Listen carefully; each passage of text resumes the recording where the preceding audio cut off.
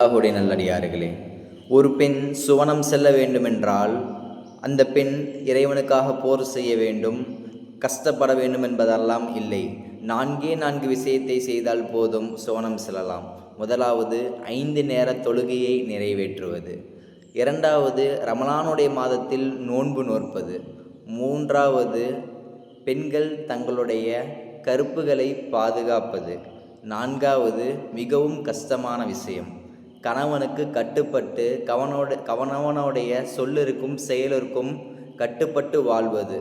இதுதான் இன்றைய காலத்தில் நம்முடைய பெண்களுக்கு மிகவும் கஷ்டமான இல்லாத ஒரு காரியமாக இருக்கின்றது. ஆக அன்பார்ந்தவர்களே, இதை ஒரு பெண் செய்தால், இந்த 4 விஷயத்தை செய்தால் அவள் சுவனம் செல்வாள் என்பதாக நபி அவர்கள் சொன்னார்கள்.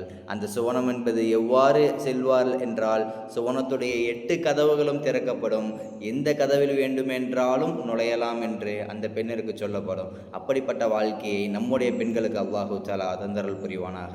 அஸ்ஸலாமு அலைக்கும் வரஹ்மத்துல்லாஹி வபரகாத்துஹு.